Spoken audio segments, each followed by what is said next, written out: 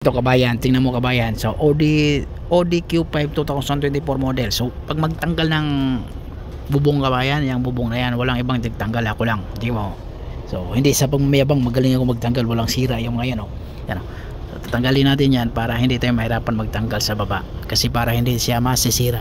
Yan oh. Katulad sa grab handle, tatanggalin natin yung grab handle oh. Natanggal na lahat yung isa na lang, yung driver side. Pati yung sun visor na yan oh. Pati yung sun visor na to, pati to. So paano tanggalin? So yung high grab handle, saglit lang yan, ipakita ko sa inyo ha, para matuto din kayo kabayan. Ito magandang kalaman to. So mas maganda mayroon kang liter eel katulad dito. So saglit lang yan. So i-open mo yung grab handle, i-open mo ganun, yan o. Tapos ang gawin mo dyan, so iangat mo lang to, pinakindip lang kita o. Paano? Ganyan, para yan o, i-ganon na natin to. Yan o, yan o, liter eel yan ha, yan o. Tapos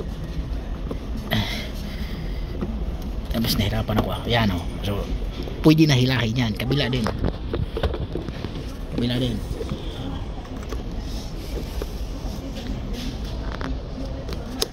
Diba?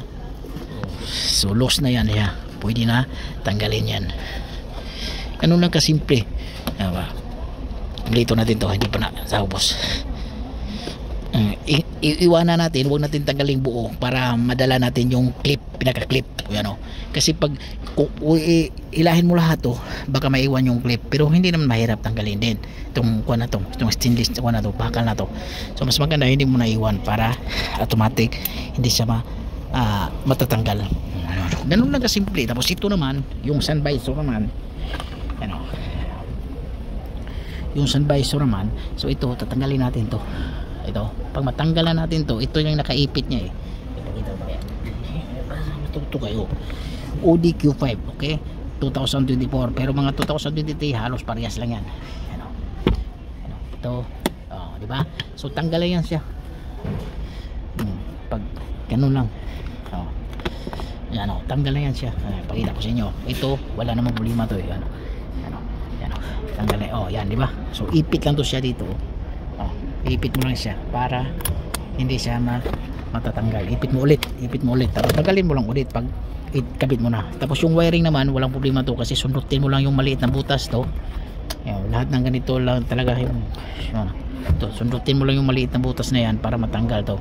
Tapos ito naman kabayan, para hindi ka mahirapan din dito, so isama na natin yan kasi parang sa tingin mo walang tanggalan, pero ito hindi to tanggalan kabayan ha, kasi ito yung pang-ipit niya eh. Isikutin mo lang to, yan o.